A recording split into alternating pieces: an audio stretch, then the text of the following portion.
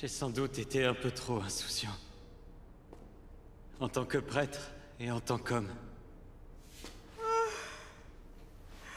Oh, Seigneur. Qu'est-ce que vous racontez maintenant? Quand le père Beck s'occupait de la paroisse, je n'avais aucune responsabilité et je me disais que j'avais pas forcément besoin d'être au courant de tout. C'est bien de pas tout savoir. Ça aussi, c'est une force, vous savez. L'ignorance est un privilège réservé aux chanceux. Ouais, bien dit.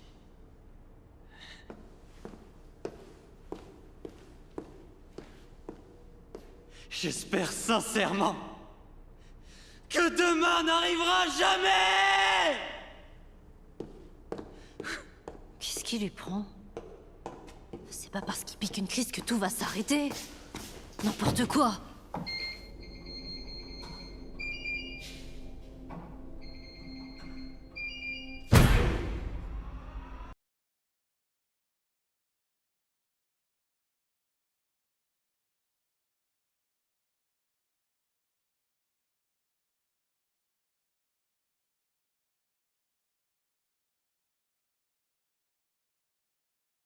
Mais elle a tout le temps feu. Voilà, merci. Non mais c'est intéressant pour ne faites pas ça chez vous, quoi, parce que t'inquiète pas, c'est bon, les gens ont compris, ils feront pas ça chez eux.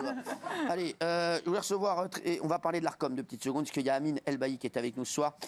C'est un juriste, auteur, et alors qu'il était aussi une cible de l'Arcom, il a décidé de les attaquer, il a réussi à les faire à la fois reculer et surtout condamner. Son histoire est folle, je suis content de le recevoir ce soir. Merci Amine Elbaï, merci d'être avec nous. Vous étiez déjà venu nous voir, hein. Bonsoir Cyril. Merci d'être là, comment ça va? Très bien et vous? Vous allez bien? Alors racontez-nous votre histoire, parce que vous avez reçu en 2022 pour votre livre, hein. Je ne me tairai pas. Absolument. Exactement, je me rappelle un petit peu des invités, je passe, je suis là parfois. Et depuis, on vous voit souvent intervenir sur des chaînes comme CNews ou comme BFM, vous intervenez. Absolument. Je suis juriste en droit public de profession, oui. Chargé d'enseignement en droit. Je suis également fonctionnaire et accessoirement, j'écris à côté. C'est d'ailleurs sur votre plateau, je voulais témoigner, avant de vous parler de l'Arcom, vous témoignez du service qui a été TPMP pour moi. J'avais été menacé de mort après avoir écrit et après avoir dénoncé l'islamisme. Je suis un militant qui lutte contre l'islamisme. J'avais témoigné du départ de ma sœur en Syrie. Je me rappelle très bien.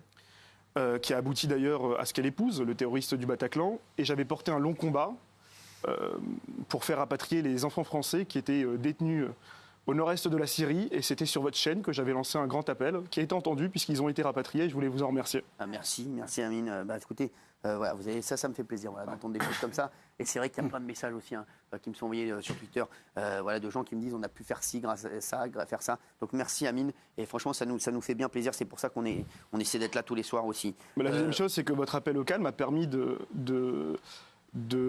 retrouver les auteurs de cyberharcèlement, puisque le parquet s'était autosaisi. J'avais été menacé de mort sur votre plateau, en faisant écouter à vos téléspectateurs les menaces de mort dont j'ai été victime. Et le parquet s'était autosaisi et 8 individus ont été retrouvés et condamnés par la justice. Et je crois que si ce genre de témoignage n'avait pas pu être diffusé sur votre plateau, les auteurs n'auraient jamais été retrouvés. Merci Amine. J'espère qu'Aurélien Saint-Toul écoute en ce moment, parce que vous avez fait plus de services, vous, que tous les députés LFI. Donc, excusez-moi, mais... Merci Daniel. Je vous rappelle que Daniel a failli en découdre en 2023. Alors que tout va bien pour vous, l'Arcom envoie au groupe Canal+ une demande de décompte de votre temps de parole comme personnalité politique d'hiver droite. Donc ce qui veut dire, en faisant ça, j'explique aux téléspectateurs, ça veut dire qu'ils vous empêchent de travailler en fait. Oui, clairement. Si vous êtes décompté, après c'est très compliqué dans les émissions d'avoir quelqu'un décompté, parce que si on a quelqu'un qui est décompté à droite ou à gauche, on doit équilibrer, c'est insupportable et c'est infaisable. Donc en fait, ils vous empêchent de travailler. Clairement, j'interviens en tant que chroniqueur et éditorialiste sur CNews, mais aussi sur d'autres chaînes. Et les seuls qui reçoivent, c'est Canal+. Ni les autres chaînes, ils se passent pas très bien. Ça oui, d'ailleurs, c'est ce que fait l'Arcom. L'Arcom va envoyer une mise en demeure au groupe Canal+, pour leur demander désormais de me décompter de mon temps de parole en me considérant comme une personnalité politique. À raison de mes propos, en considérant que mes propos et mon témoignage relèvent du champ politique et pas du champ éditorialiste. Alors je ne sais pas en vertu de quels critères. Tout cela s'est fait de façon totalement arbitraire. Ça s'est produit le 13 novembre 2023 par un collège, le collège de l'Arcom. Et j'ai été très surpris en fait de l'opacité avec laquelle l'Arcom prenait ses décisions. C'est-à-dire que c'est un collège de hauts fonctionnaires désignés par personne. On ne sait absolument pas, quelles sont les garanties d'impartialité et d'indépendance. Hein. C'est ça. Alors on sait que le président de l'Arcom est désigné par le président de la République. Et je me suis interrogé en fait de la nature de la décision. Est-ce que ce n'était pas une décision politique derrière ? J'ai demandé d'abord, j'ai essayé de négocier avec l'Arcom, j'ai pris mon téléphone, je leur ai demandé, mais attendez, pourquoi vous voulez décompter mon temps de parole ? Parce que clairement, en fait, le fait de décompter mon temps de parole a pour effet de m'écarter des plateaux de télévision. Bah oui, c'est fini. Oui. Je sais que d'autres chroniqueurs sont venus sur ce plateau. Je prends l'exemple de Jean Messia, qui lui a perdu par exemple. Oui. Et j'étais au bout de ma démarche. Le 1er décembre 2023, je saisis le Conseil d'État. Et j'ai contesté la décision de l'Arcom devant le Conseil d'État. Et l'Arcom, en voyant le contenu de la requête, sachant pertinemment que sa décision était illégale, a décidé le 13 décembre 2023 de retirer sa décision. Mais malgré ce retrait... L'Arcom versera la somme de 3 000 euros à votre encontre. C'est ça. C'est-à-dire que malgré ce retrait, j'ai voulu aller au bout des choses et montrer que c'était une atteinte sans précédent à la liberté d'expression. Et l'Arcom a été condamné à 3 000 euros le 20 mars 2024. C'est votre argent. Hein. Avec votre argent, oui, parce que dites-vous que quand l'Arcom est condamné, cet argent-là, il n'y a pas d'argent magique, c'est l'argent de l'État. Bien sûr. C'est l'argent de l'État. Et donc, l'État a été condamné à 3 000 euros. Alors, ça correspond en fait aux frais de justice, puisque j'avais déboursé 6 000 euros de frais de justice. Mais je ne l'ai pas fait pour m'enrichir, je l'ai fait au contraire. Parce que j'ai surtout perdu beaucoup d'argent, mais ce n'est pas une question d'argent, c'est une question de valeur et surtout de liberté d'expression. Et le combat que vous devez mener, c'est un combat en faveur de la liberté d'expression. Exactement. Et aujourd'hui, je regrette, c'est la question que j'ai posée à l'Arcom, pourquoi ce contrôle n'est pas opéré sur les chaînes du service public ? C'est-à-dire que jamais, il n'y a aucun moment, il n'a été proposé à des gens comme moi, issus d'un quartier populaire, issus de l'immigration, de pouvoir témoigner de leur combat sur France Inter, sur France Info, sur France 2, sur France 3. Jamais, jamais. C'est-à-dire qu'en France, il y a des voix que le service public ne veut pas entendre. Exactement. Ne veut pas entendre et censure. Et donc, c'est un combat que j'ai voulu porter pour la liberté d'expression. Je suis assez content de la décision, mais je suis très inquiet pour vous, parce que j'ai le sentiment, ce soir, que la décision de retirer la fréquence à C8, finalement, ce n'est pas C8 qui est visé, c'est vous. Bien sûr. Oui. C'est Cyril Hanouna. Et ça constitue ce qu'on appelle en droit administratif un détournement de pouvoir. C'est ça. Puisque la décision, elle ne vise pas la bonne personne. Sauf qu'ils savent très bien que, si demain la décision est maintenue, d'ailleurs, je crois savoir qu'elle ne vous a pas été notifiée. Exactement. Oui. C'est une décision qui a été publiée sur Internet. C'est-à-dire que tout est fait pour vous empêcher d'attaquer la décision. Oui. Sauf que l'Arcom sait très bien qu'ils vous reverront peut-être autrement. Je sais pas, moi, animer une émission de merguez sur TF1, enfin peu importe. C'est très possible, on m'a déjà appelé pour ça. Chipot et merguez, ça. Non, mais c'est sûr. Mais c'est sûr. Et on le sait très bien que c'est ciblé sur moi. Et c'est d'ailleurs pour ça que j'ai décidé de les attaquer, puisqu'ils veulent aussi m'empêcher de travailler. C'est clair. Et voilà. L'Arcom n'a pas retiré sa décision pour ceux qui n'ont pas exercé de recours. Je ne suis pas le seul dans cette situation. Exactement. D'autres personnes, des visages assez connus que l'on voit sur les plateaux de télévision, ont fait l'objet de cette situation. Et moi, je pense ce soir aux millions de Français qui sont abusés de l'administration. Bien sûr, oui. Ils sont abusés de l'administration et parce qu'ils ne connaissent pas leurs droits, ils ne vont pas aller au bout des choses. Moi, j'ai pu saisir la justice parce que j'ai fait du droit, parce que j'enseigne cette matière. Mais moi, je me mets à la place des Français qui sont abusés par des hauts fonctionnaires qui ont repris le pouvoir sur le politique. Vous savez que vous allez en mairie, si vous n'avez pas votre CERFA, on ne vous sert pas le service. On ne vous offre pas le service public attendu. Et donc aujourd'hui, il y a un abus, un acharnement administratif. Les hauts fonctionnaires ont décidé de reprendre un pouvoir que les politiques n'exercent plus. Et donc le combat qu'il faut mener aujourd'hui, c'est un combat contre la technocratie. Ce sont eux aujourd'hui qui se croient totalement intouchables et qui décident en haut lieu et à la place du politique d'agir. Et un dernier mot, c'est un mot pour le ministère de la Culture. L'Arcom est sous la tutelle du ministère de la Culture. Et donc, Madame Rachida Dati, elle doit, et la première chose qu'elle aurait dû faire, c'est convoquer le président de l'ARCOM et de remettre les pendules à l'heure. Parce qu'en démocratie, ce sont les élus qui doivent exercer le pouvoir. Ce n'est pas une autorité administrative indépendante qui doit décider alors qu'ils sont élus par personne. Ils n'ont pas la légitimité du suffrage. Ils n'existent pas. C'est-à-dire qu'ils n'ont pas été élus. Plus, moi, Rachida Dati, la pauvre en plus, bon, le problème c'est que là il y a eu la dissolution, etc. Je pense que ça a été compliqué pour elle aussi. Hein. Je pense sa défense parce que là, quand la décision a été prise pour nous, Rachida Dati est en pleine dissolution, etc. C'est un petit peu compliqué. En tout cas, merci d'avoir été avec nous. Vraiment, je voulais absolument vous avoir avec nous ce soir, Amine El-Bailly. Et c'est vrai que votre cas va nous interpeller, va surtout faire qu'on va aller jusqu'au bout, nous aussi. Merci, Amine. Merci à vous. Dans un instant, les chéris. Is my favorite part. Et je me disais que j'avais pas forcément besoin d'être au courant de tout. C'est bien de pas tout savoir. Ça aussi, c'est une force, vous savez. L'ignorance est un privilège réservé aux chanceux.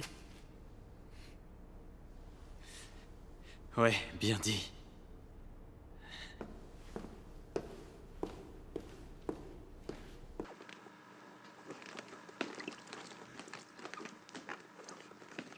Mohamed Larbi Slimane, en tant que président du tribunal contre-révolutionnaire, je te déclare traître à notre gouvernement. انتم هم الخونة حمس حمس انتم هم الخونة زيد سباب وانت تموت. Mais qu'est-ce que c'est que ce patacouic? Roula. Messieurs, votre verdict.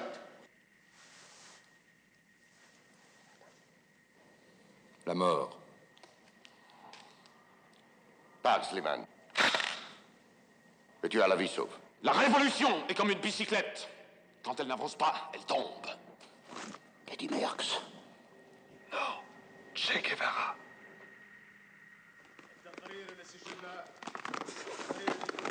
حسب أقوال الحق والعدل. هذا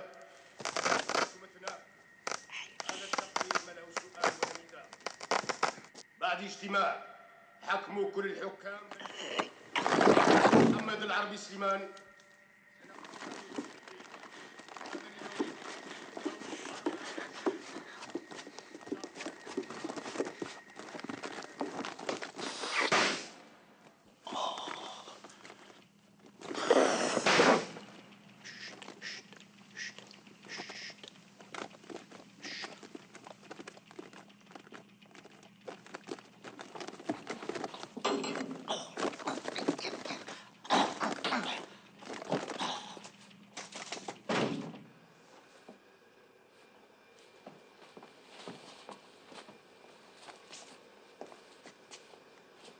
La police, c'est 17.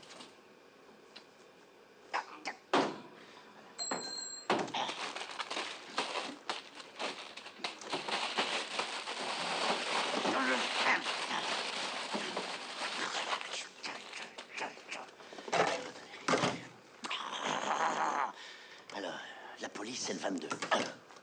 17. Allez. Ici, là.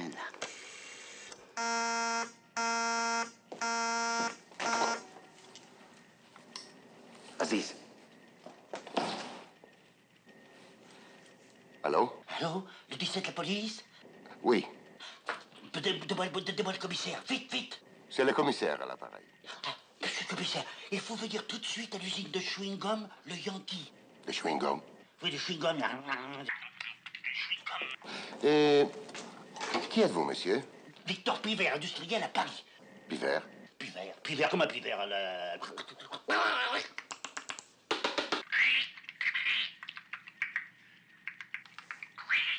Je vous écoute. Voilà, monsieur le commissaire. J'ai eu un accident de voiture. Et je cherchais du secours quand je suis tombé sur une bande de moricots en train de s'entretuer. Des moricots avec une figure marron jaune, vous savez. Ouais, le moricot, quoi. Et où vous trouvez-vous en ce moment, monsieur Pivert? Eh ben, ici, au bureau, à l'usine. Je suis dans l'usine, au bureau de l'usine. Voilà, il est là. Surtout, ne bougez pas. Nous arrivons. Très bien, merci, monsieur Pivert. Vous êtes très bien bon.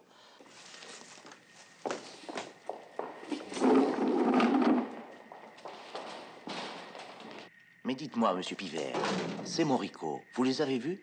Oh, comme je pense bien. Et surtout un gros, huileux, c'est frisotté avec des petits yeux, tout petits yeux cruels, comme ça, avec des lunettes noires. Oh, une vraie tête d'assassin. Vous comprenez qu'ils règlent leur compte entre eux. Très bien. Moi, il y en aura, mais pas chez nous, monsieur le commissaire. Mais où sont-ils? Mais ils sont là.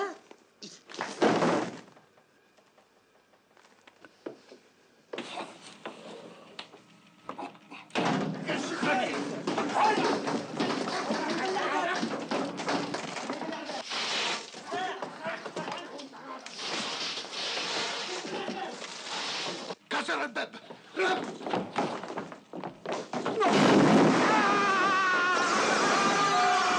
Il y a un membre de l'ARCOM qui a dit clairement, le problème c'est Cyril Hanouna. Je suis arrivé sur Europe 1 en juin pour 2 semaines. Au bout de quelques jours, on avait déjà une lettre de l'ARCOM. C'est quand même incroyable. Ça n'est jamais arrivé en radio, sachez-le.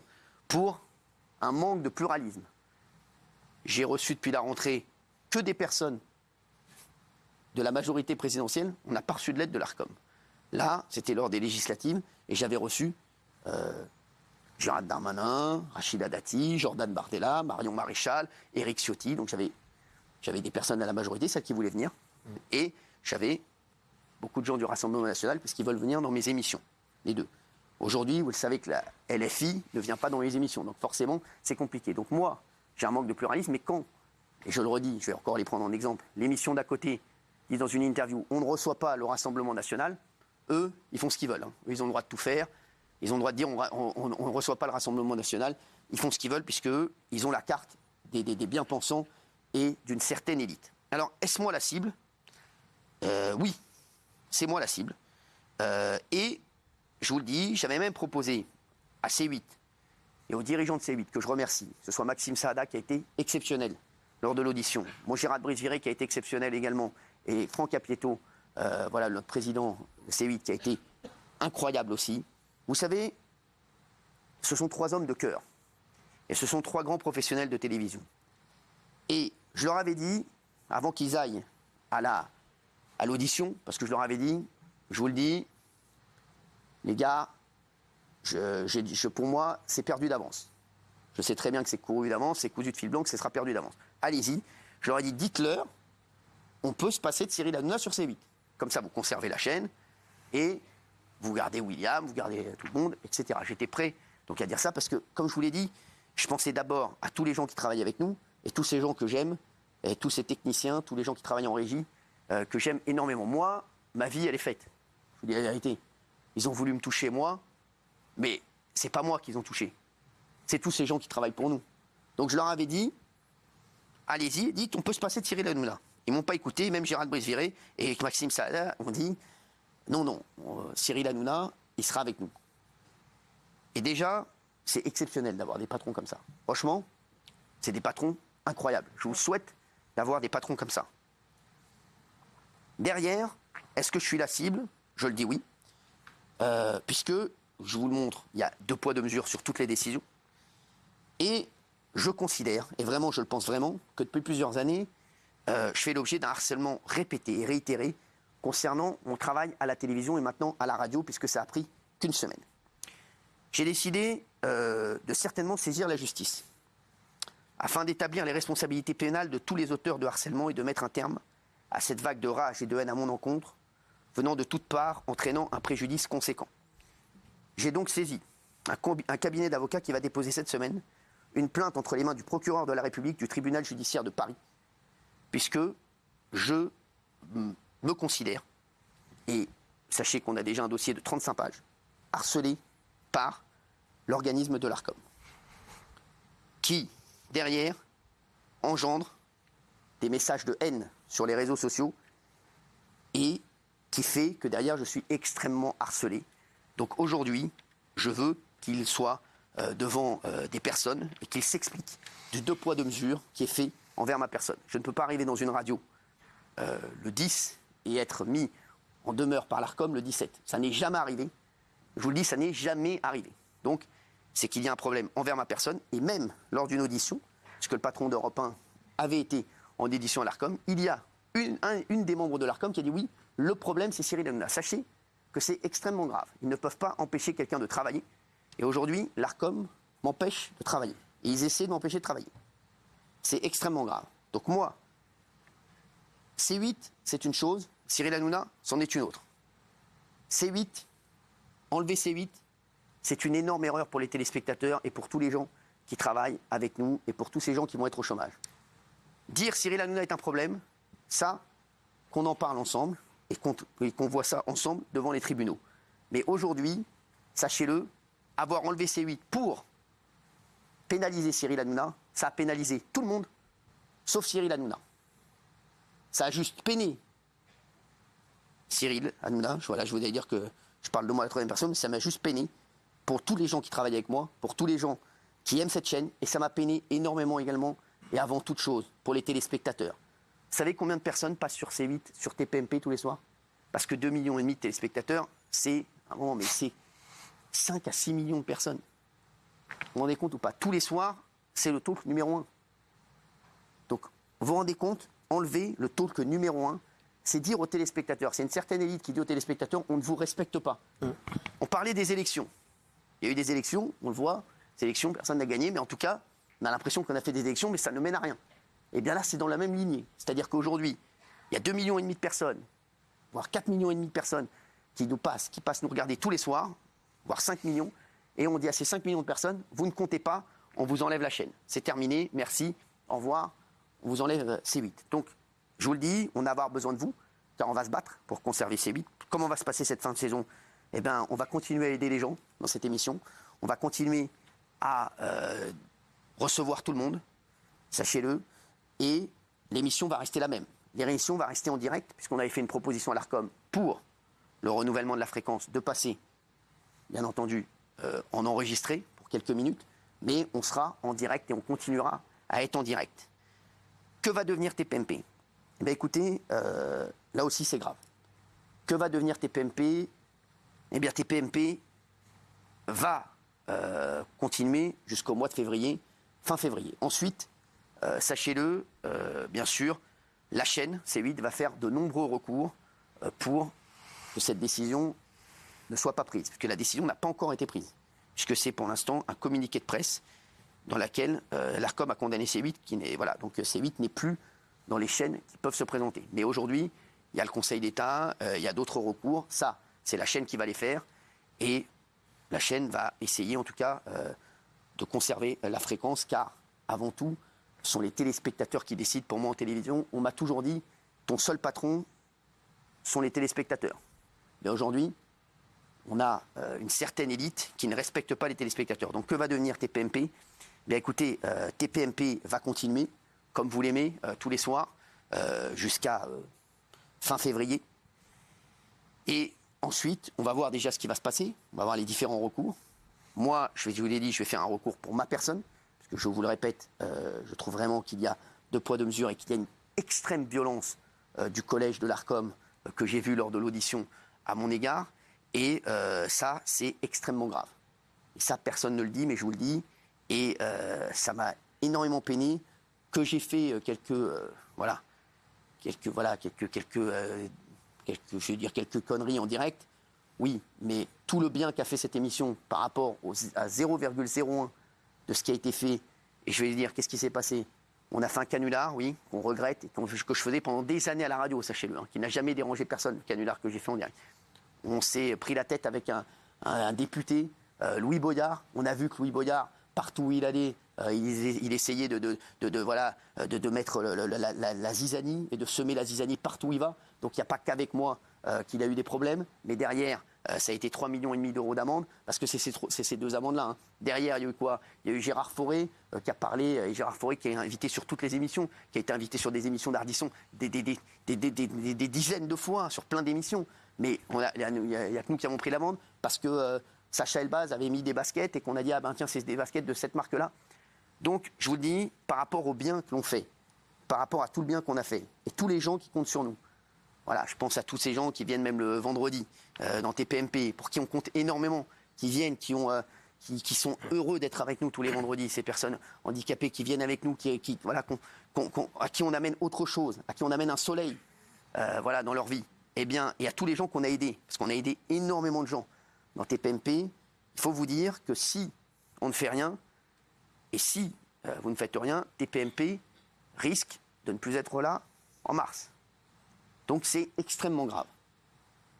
C'est un délit de faciès pour moi, et c'est une énorme atteinte à la liberté d'expression. Cyril va-t-il arrêter la télé? Ben écoutez, en tout cas, voilà, il y a Aurélia qui me dit est-ce que M. Hanouna va continuer la télé même s'il est censuré et que beaucoup souhaitent le faire taire car il gêne en disant la vérité? Continuera-t-il à se battre pour nous, le peuple? S'inquiète-t-il pour sa propre sécurité? Merci à lui pour l'aide qu'il apporte. Merci Aurélia, c'est un vrai tweet, il peut vérifier, hein, Libération. Je vous le dis, moi, et je l'ai dit la dernière fois, vous savez, moi je pourrais faire du pur divertissement. Sachez-le, demain, il y a énormément de chaînes qui aimeraient m'avoir pour faire des jeux, pour faire des émissions qui sont très sympas, comme fait Camille, que j'adore. Voilà, Camille, voilà, qui fait Mask Singer, qui le fait hyper bien. J'aurais très bien pu partir avec Camille sur TF1, faire d'autres choses et faire que du jeu et ne prendre aucun risque, ou faire comme Arthur qui fait très bien tout ce qu'il fait, qui a fait encore le concours des animateurs. Voilà, qui sont excellents dans ce qu'ils font, comme Nagui, qui est excellent dans le jeu, comme Cyril Ferraud, voilà, et qui font des trucs exceptionnels, qui sont des animateurs exceptionnels. Mais aujourd'hui, voilà, moi, aujourd'hui, comme je vous l'ai dit à chaque fois, j'aime énormément mon pays, j'aime énormément la France qui m'a tout apporté. Et je faisais du divertissement, et très vite, j'ai vu la France se déliter. Et j'ai vu qu'il y avait énormément de problèmes en France. Et à un moment, je me suis dit, bah tiens, il faut essayer aussi, parfois, de régler les problèmes grâce à ton antenne que tu as tous les soirs, et essayer de faire parler le maximum de gens. Aujourd'hui, moi, je ne méprise personne. Je ne méprise ni les électeurs de la France Insoumise, ni les électeurs du Rassemblement National, ni encore, il en reste des électeurs d'ensemble. Je ne méprise personne. Moi, tout le monde est bienvenu sur mon plateau. J'essaie surtout de faire parler tout le monde, de faire avancer les choses. Aujourd'hui, il y a un organisme qui s'appelle l'ARCOM qui me harcèle. Vraiment, et je le pense, je trouve que c'est du harcèlement. Puisqu'ils sont vraiment, ils l'ont dit, le problème c'est Cyril Hanouna. Sachez que dans une convention, on ne peut pas empêcher quelqu'un de travailler. C'est pas possible, c'est la loi. Donc aujourd'hui, ils essaient de m'empêcher de travailler. Sachez-le, et je le dis à Aurélia et à tous les téléspectateurs, je serai là. Je me battrai jusqu'au bout pour être là. Je me battrai jusqu'au bout pour les techniciens, toutes les personnes qui travaillent avec moi. Et je ferai tout pour qu'ils aient encore du travail en mars, où que j'aille. Quoi que je fasse, je les prendrai avec moi. Ils seront avec moi, tous. Je les prendrai tous avec moi. Et je continuerai à me battre pour mes idées, pour vos idées, et à me battre pour la liberté d'expression, que ce soit en radio ou en télévision. Je le redis, j'aurais pu faire un autre choix. Et aujourd'hui, je le dis, et ils ont voulu m'atteindre moi. Sachez qu'aujourd'hui, moi, ma vie, elle est faite, et je le redis, je pourrais, et je le dis, je pourrais aujourd'hui, moi, arrêter, faire complètement autre chose. Voilà, je le fais parce que je sais que quand quelqu'un dans la rue me dit « Cyril, heureusement que vous êtes là, et merci d'être là tous les soirs », je n'ai pas envie de vous abandonner, je n'ai pas envie d'abandonner toutes les personnes qui travaillent avec moi, et bien sûr, les personnes qui sont proches de moi, et toutes les personnes de mes équipes. Donc, on va se battre jusqu'au bout, on va se battre ensemble pour conserver, bien entendu, et pour montrer que cette décision est complètement absurde, et elle est très très grave, cette décision. C'est une décision extrêmement grave, sachez-le. Et ceux qui se réjouissent aujourd'hui seront ceux qui seront sanctionnés demain. Merci à tous d'avoir été avec nous. On se retrouve demain, 10h.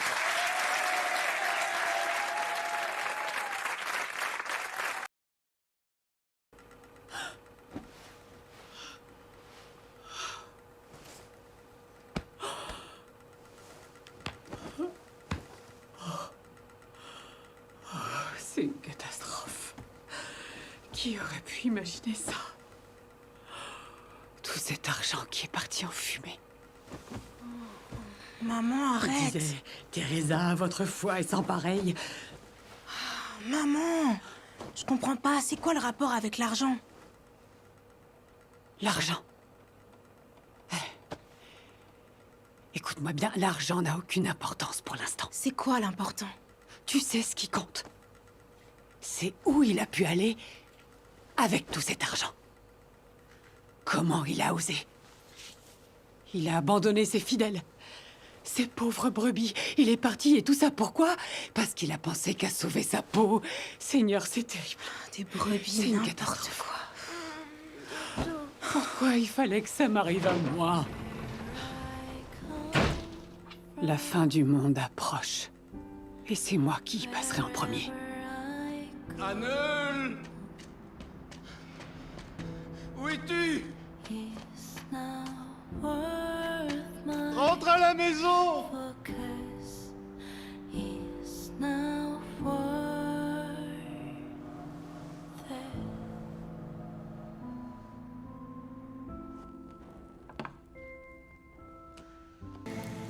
Voici l'agneau de Dieu.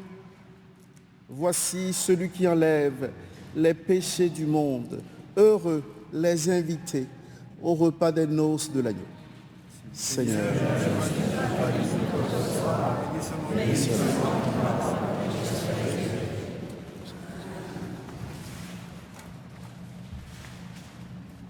Ferme ta gueule.